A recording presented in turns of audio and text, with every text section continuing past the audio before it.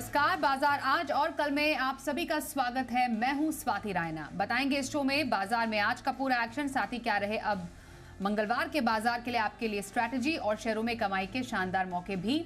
आप भी पूछ सकते हैं सवाल। फोन नंबर है हमारा 022-2300-1634। आप हमें 022-2300-1635 पर भी कर सकते हैं कॉल। फेसबुक पर @ZBusinessOnline, x.com पर हैशटैग बाजार आज और कल लिखकर @ZBusiness पर अपने सवाल भेज दीजिए। और आपकी कल की तैयारी कराएंगे जी बिजनेस के मैनेजिंग एडिटर अनिल सिंह भी, साथ ही खास मेहमान हमारे साथ आज है market expert Sudeep Bandopadhyay. Sudeep sir, आपका बहुत स्वागत है आज के इस खास कार्यक्रम में। बातचीत का सिलसिला शुरू करें उससे पहले बाजार के आज के चाल पर एक नजर डाल लेते हैं। तो आज हमने देखी बाजार में तगड़ी मुनाफा वसूली। बाजार के प्रमुख इंडेक्स पिछले हफ्ते ने रिकॉर्ड हाई बनाने के बाद आज लाल निशान पर बंद हुए और कारोबार के अंत में हमने देखा सेंसेक्स 169 अंक गिरकर 71,315 पर बंद हुआ। निफ्टी में 38 अंकों की गिरावट थी और 21,419 पर यह गया। बाजार में सबसे ज्यादा बिकवाली banking, IT, FMCG, realty sector में दर्ज की गई। मीडिया, मेटल, फार्मा सेक्टर में खरीदारी रही। बैंक निफ्टी में 275 अंकों की गिरावट आज देखी गई और इस 47,867 के लेवल पर बंद हुआ।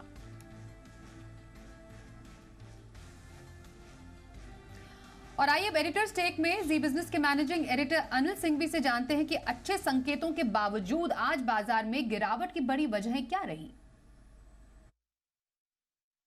लगातार 7 हफ्तों की एक तरफा तेजी के बाद भारतीय बाजारों ने 8वें हफ्ते की शुरुआत एकदम सावधानी के साथ की। ऐसा नहीं कि संकेत कोई कमजोरी के थे, आज भी संकेत बेहद दमदार। पहले ग्लोबल संकेत देखिए। लगातार 7 दिनों से अमेरिकी बाजारों में शानदार तेजी रही। शुक्रवार को भी अमेरिकी बाजार मजबूती के साथ बंद हुए। सुबह डाउ फ्यूचर्स आपके मजबूती के साथ ही ट्रेड करते हुए दिख रहे थे। इसके अलावा बाकी सारे पैरामीटर्स पर कहीं कोई दिक्कत वाली बात नहीं। सो ग्लोबल संकेत अच्छे थे। हमारे अपने लोकल संकेतों में देखें तो एफआईज की तरफ से शुक्रवार को जो खरीदारी के आंकड़े आए 9,200 करोड़ से ज़्यादा की कैश मार्केट में खरीदारी, और इसके अलावा स्टॉक और इंडेक्स फ्यूचर्स में भी दमदार खरीदारी। तो इन सबको देखते हुए तो कोई चांस ही नहीं था कि हम लाल निशान में भी खुलते हैं। लेकिन कहीं कहीं बाजार को एक सेंस मिला कि शुक्रवार को जो खरीदारी हुई ना, वो थोड़ी फोमो टाइप थी, फियर ऑफ मिसिंग आउट, यानी कि हम रह गए पीछे, ले नहीं पाए। तो अनाप शनाप खरीदारी जो हुई, तो थोड़ा सा यहाँ पर बाजार रुकना चाहिए। हल्के से ओवरबॉट भी हो गए थे। निफ्टी का put call ratio 1.47 higher side पर था और इसीलिए हल्की सुस्ती के साथ शुरुआत हुई और उसके बाद बाजार सीमित दायरे में कारोबार करते हुए दिखे। ऊपर की तरफ 21,475 21,500 की रेंज ऐसी थी जहां प्रॉफिट बुकिंग आती दिखी और नीचे में 21,375 21,400 के आसपास सपोर्ट लेकर निफ्टी मुश्किल से 38 पॉइंट के नुकसान के साथ सीमित दायरे में बंद होता दिखा। बैंक निफ्टी करीबन आपका 250 अंक नीचे बंद हुआ और सेंसेक्स में 150 अंकों का नुकसान रहा। आज कमजोरी ज़्यादा बैंक्स में थी, प्राइवेट बैंक्स और बैंक निफ्टी में, और 48,000 के ऊपर हाई बनाने के बाद आज 47,800 से थोड़ा सा ऊपर, दिन के लो लेवल से थोड़ा सा ऊपर बैंक निफ्टी बंद होता दिखा। हालांकि ब्रॉडर मार्केट में कहीं कोई कमजोरी और खराबी का मूड माहौल था नहीं। मिड कैप और स्मॉल कैप शेयर आज भी दिन भर भरपूर एक्शन में थे। ये तो दिग्गजों में थोड़ा सा दबाव था, इसलिए दोपहर तक थोड़े बढ़ने वाले शेयरों की संख्या कम हो गई। लेकिन ऐसे देखेंगे तो ओवरऑल बाजार में कहीं कोई समस्या नहीं। एक तरफा तेज दौड़ लगाने के बाद बाजार थोड़े से रुके हैं, सांस ले रहे हैं। उसमें भी stock specific, sector specific action भरपूर है। आज भी देखिए डिफेंस शेयर मजबूती के साथ चल रहे हैं, टू व्हीलर स्टॉक्स तेज दौड़ लगाते दिख रहे हैं, फार्मा शेयरों में रंगत फिर से लौट आई है, शुगर शेयरों में जबरदस्त उछाल है। सो जो अच्छा है वो अभी भी बहुत अच्छा है और जहां हल्की फुल्की थोड़ी बहुत प्रॉफिट बुकिंग आनी थी वो आती हुई दिखिए। तो लगातार 7 हफ्तों की तेजी के बाद 8वें हफ्ते की शुरुआत भारतीय बाजारों ने सावधानी के साथ की है। और आइए अब संस्थागत निवेशकों के आंकड़े भी देख लेते हैं। और आज हमने देखा है कि एफआईआई यानी विदेशी संस्थागत निवेशकों ने हल्की बिकवाली की है, लगभग 33 करोड़ रुपए की। वहीं डीआईआईज की तरफ से 413 करोड़ रुपए की खरीदारी के आंकड़े आए हैं सामने।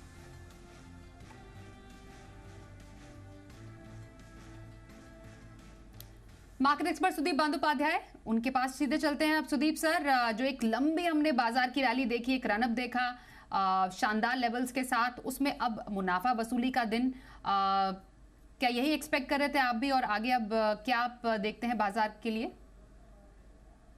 स्वाति जी, ये तो नहीं कह सकता कि आज सुबह ये मैं एक्सपेक्ट कर रहा था, पर ये जरूर कहूंगा कि कहीं न कहीं मार्केट में थोड़ा बहुत प्रॉफिट बुकिंग कंसोलिडेशन की ज़रूरत थी। हर लेवल एक एक एक कंटीन्यूअसली मार्केट का अपवर्ड मूवमेंट के बाद थोड़ा बहुत कंसोलिडेशन बहुत ज़रूरी होता है और ये हेल्दी मार्केट ट्रेंड का सिग्नल ही है। तो आज का जो प्रॉफिट बुकिंग देखने को मिला, एफआईआईज़ की तरफ से थोड़ा बिकवाली आई, आई एम श्योर एचएनआई की तरफ से भी थोड़ा बिकवाली आया होगा और जैसे अनिल जी ज़िक्र कर रहे थे, फोमो के चलते बहुत जबरदस्त खरीदारी पिछले हफ्ते हम लोगों ने देखा था। तो थोड़ा बहुत कंसोलिडेशन, प्रॉफिट बुकिंग, मार्केट को एक लेवल पे स्टेबलाइज़ करना बहुत ज़रूरी था। और मैं ये मानूँगा कि अगला 2-3 दिन भी अगर रेंज बाउंड मार्केट रहा तो उसमें कोई बुराई नहीं है। एक ऊपर लेवल पहुँच गया है मार्केट और यहाँ पे थोड़ा बहुत कंसोलिडेट करना हम लोगों को लगता है कि सही होगा मार्केट के लिए। दूसरी बात याद रखना ज़रूरी है कि दिसंबर में एफआईआईज़ नॉर्मली ज़्यादातर सेकंड हाफ ऑफ दिसंबर में डिप्लॉयमेंट वगैरह नहीं करते हैं, छुट्टियों का मौसम रहता है, तो एफआईआई इनफ्लो ड्राई हो जाता है। अगर इस साल भी ऐसा हो रहा है जो कि अभी तक नहीं लग रहा था, पर आज जब एफआईआईज़ ने थोड़ा बहुत बिकवाली करी, तो शायद आने वाले दिनों में भी ज़्यादा एक्शन एफआईआईज़ की तरफ से ना देखने को मिल सकता है। तो शायद एंड दिसंबर तक मार्केट एक कंसोलिडेशन इसी रेंज में करेगा और इसमें मैं तो यही मानूँगा कि बहुत अच्छा सिग्नल है मार्केट के लिए। एक लेवल जाने के बाद कंसोलिडेट कर रहा है मार्केट ऊपर लेवल पे। बिल्कुल सर। तो ये रही राय सुदीप सर की बाजार के लिए। आइए अब पहले कॉलर से बात कर लेते हैं, जानते हैं उनका सवाल क्या है। राजेश जी इस वक्त हमारे साथ है। नमस्कार, बताइए कौन सा स्टॉक है आपके पास? नमस्ते मेरे पास आनंद राठी के पूछिए। 40 शेयर हैं एट द रेट ऑफ 550। मैं लॉन्ग टर्म में रखना चाहता हूँ। At the rate of 550। 550।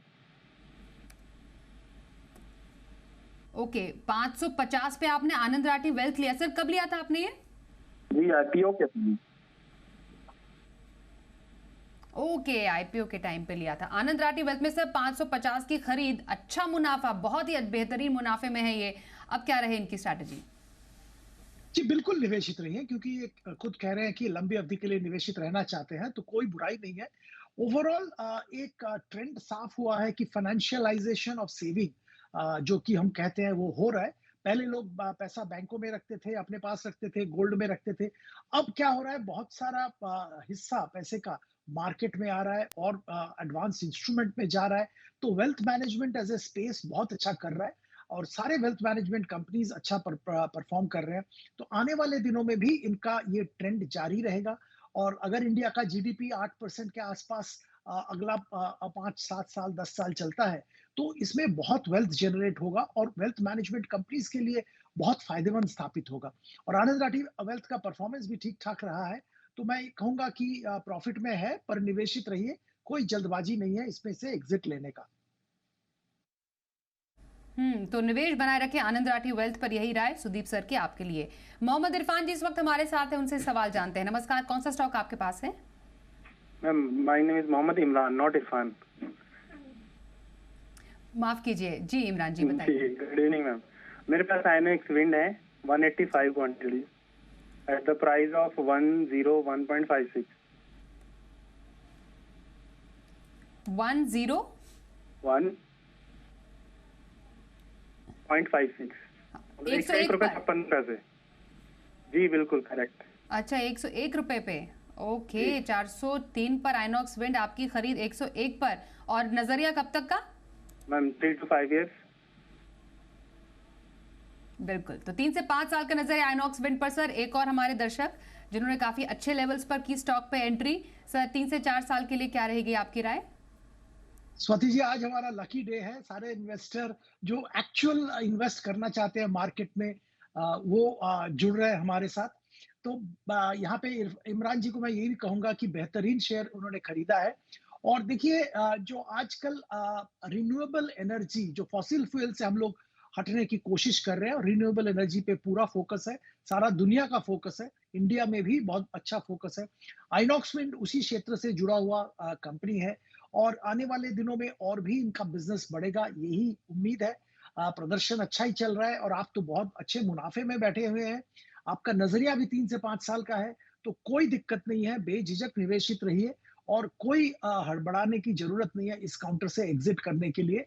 आपके बहुत अच्छा निवेश किया है, निवेशित रहिए।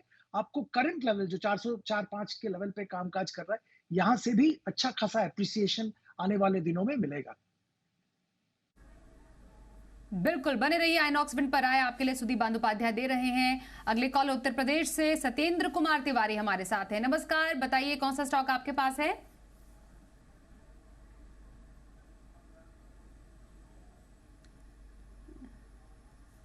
ओके, थोड़ी देर में फिर से हम बात करते हैं सत्येंद्र जी से। इनफैक्ट इनका सवाल हमारे पास है, कोशिश करते हैं उनसे बातचीत करने की भी।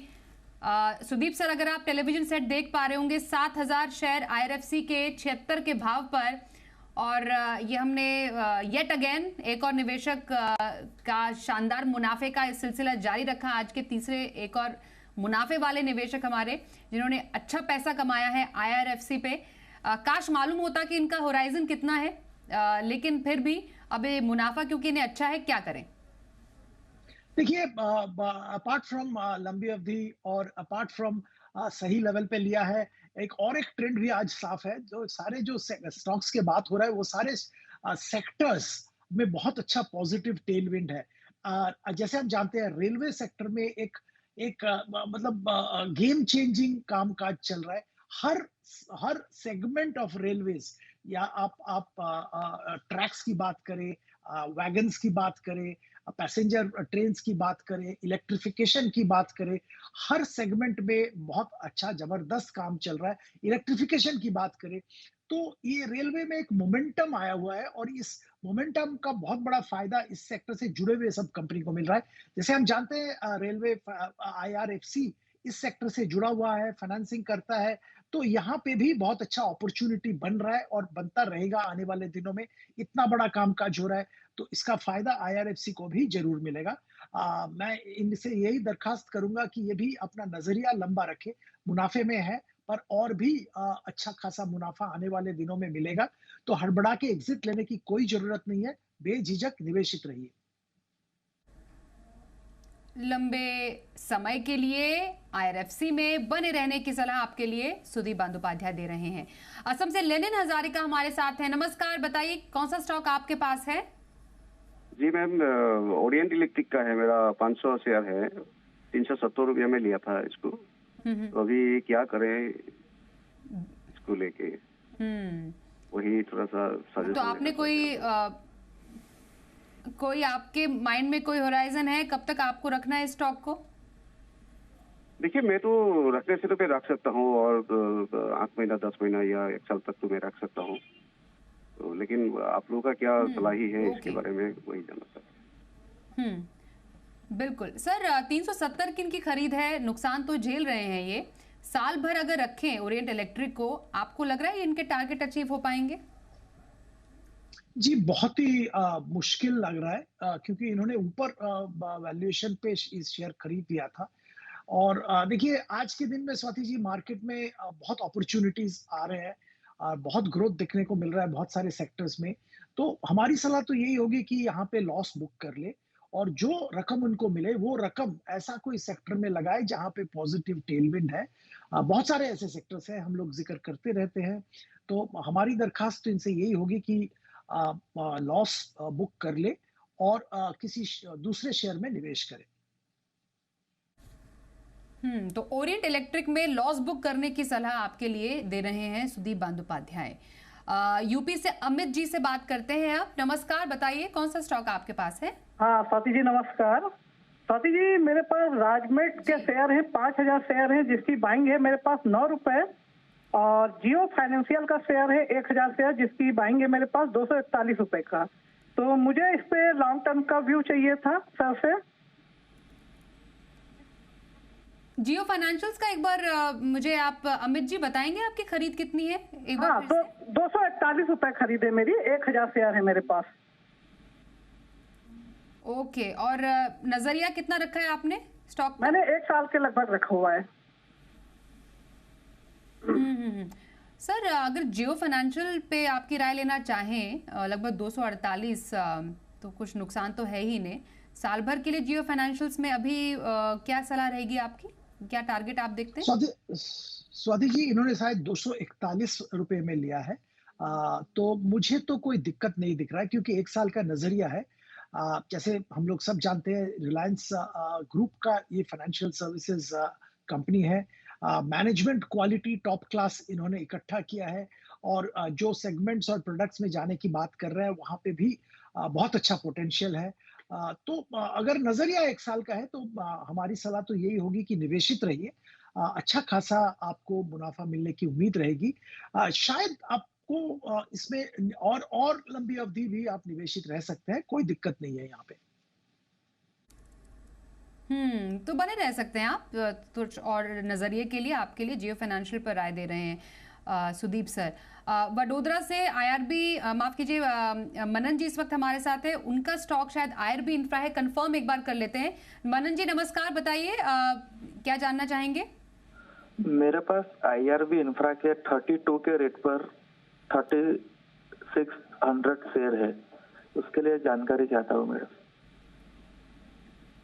हाँ, और कोई टाइम फ्रेम आपने स्टॉक के लिए रखा है? मैं रुक सकता हूँ, आप बताइए। मैं 1-2 साल तक मैं रुक सकता हूँ। ठीक है, लंबी अवधि के लिए आईआरबी इंफ्रा 32 की इनकी खरीद सर। मुनाफा अच्छा है इन्हें, क्या रहेगी आपकी राय? कि देखिए, मैं तो हमेशा ये बताता रहता हूँ आपके चैनल पे दर्शकों को कि जो इंफ्रा कंस्ट्रक्शन सेगमेंट से जुड़ा हुआ जो कंपनी है वहां पे बहुत अच्छा टेलविंड है। और मोटा मोटी अगर आप कोई भी कंपनी इस सेगमेंट की उठा के आप खरीद ले और आपका 1-2 साल का नजरिया है तो आपको अच्छा खासा मुनाफा मिलेगा। सिमिलरली मैं आईआरबी इंफ्रा के लिए भी यही कहूंगा। इन्होंने 32 रुपए में लिया है, 42-43 रुपए का भाव मार्केट में चल रहा है। 1-2 साल का नजरिया है, कोई दिक्कत नहीं है, निवेशित रहिए। बहुत सारे कॉन्ट्रैक्ट्स इनको मिल रहे हैं। और पुराने जो रोड्स बन चुके हैं, क्योंकि ये रोड सेगमेंट पे बहुत अच्छा काम करते हैं, वो उसमें मोनेटाइजेशन का प्रोसेस भी चल रहा है।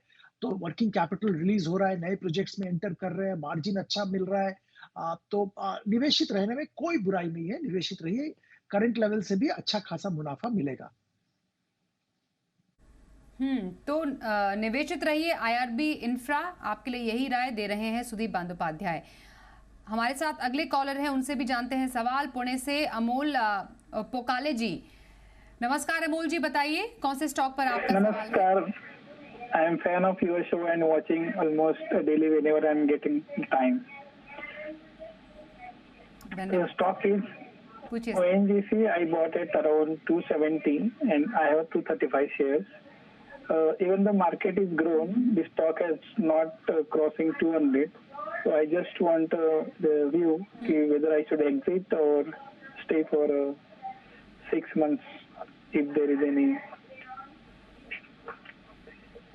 progress that is going to happen. ONGC में 6 महीने के लिए एब्सोल्युटली, ONGC में 6 महीने में आपको कोई संभावनाएं नजर आ रही हैं इनके लिए, इनके लेवल तक रीच करने की?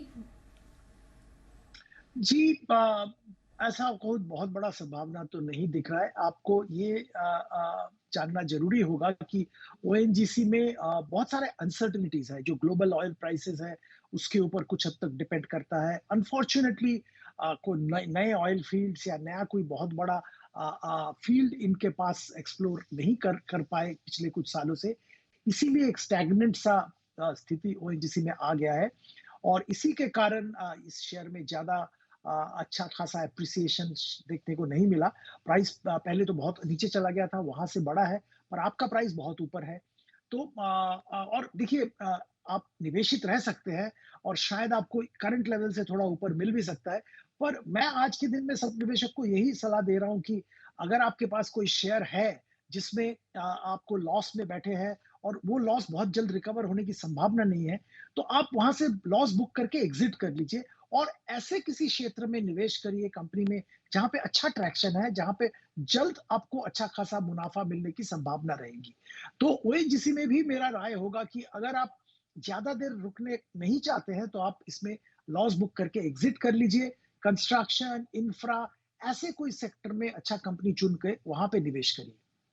कल के बाजार पर क्या रखे खास स्ट्रैटेजी और बाजार के लिए अहम संकेत, समझते हैं अनिल जी से। जहां तक कल के बाजारों का सवाल है, देखना है कि आज हफ्ते की शुरुआत अमेरिकी बाजारों में किस नोट पर होती है। अमेरिकी बाजारों में फ्यूचर्स भारतीय बाजारों के बंद होने के वक्त हल्के हरे निशान में थे। नैस्डैक फ्यूचर्स 30-35 पॉइंट ऊपर, डाउ फ्यूचर्स 50-60 पॉइंट ऊपर ट्रेड कर रहे थे। तो उम्मीद तो यही कि अमेरिका में ट्रेडिंग सेशन ठीक ठाक होना चाहिए, लेकिन आज चूंकि भारतीय बाजारों का मूड माहौल थोड़ा सा दबाव है, तो आज देखना ये है इंटरेस्टिंग कि हाथ किसने रोका है खरीदारी से। क्या लोकल फंड्स ने, एफआई ने, या फिर ट्रेडर्स ने की है प्रॉफिट बुकिंग, ये इंपॉर्टेंट है। इसके अलावा इंपॉर्टेंट क्या है, लेवल्स 21,175, 21,250 कल आपके लिए मजबूत सपोर्ट का काम करेगा। जब तक इसके नीचे न जाए तब तक कोई खास कमजोरी वाली बात है ही नहीं। ये पहला सपोर्ट लेवल है। ऊपर 21,475, 21,500 रुकावट की जगह 21,500 के ऊपर निकल कर गया तो लाइफ टाइम हाई नया ब्लू स्काई जोन में निफ्टी जाते हुए दिखेगा। अब आइए बैंक निफ्टी 47,300, 47,500 की रेंज में बैंक निफ्टी पहला और मजबूत सपोर्ट लेने की कोशिश करेगा और ऊपरी स्तर पर 48,150, 48,250 की रेंज होगी जहां तक बैंक निफ्टी की कोशिश हो सकती है अगर 48,000 पार किया तो इन लेवल्स पर आपको रखनी है नज़र। तो कल अगर ग्लोबल संकेत कमजोरी के मिले तो हम कमज़ोर शुरुआत करेंगे, सपोर्ट लेवल के आसपास आएंगे, वहां खरीदारी की जाएगी। अगर संकेत अच्छे मिले और हम मजबूत शुरुआत करते हैं तो पहले ऊपर के लेवल पे पहुंचेंगे और वहां पर थोड़ी प्रॉफिट बुकिंग करके फिर से नीचे के लेवल का इंतज़ार करना होगा। तो एक चीज़ जो बदली है वो ये कि थोड़ी सी एक तरफा जो तेजी हो रही थी वो अब थोड़ा सा यहाँ पर रुकेंगे। दूसरी चीज़ जो नहीं बदली है वो ये कि stock specific mid cap small cap शेयरों का एक्शन तेजी का है वो अब भी बना रहेगा। तो आपको इस हिसाब से कल के लिए अपनी स्ट्रेटजी तैयार करनी है। और आइए अब देखते हैं कल का ऑप्शन।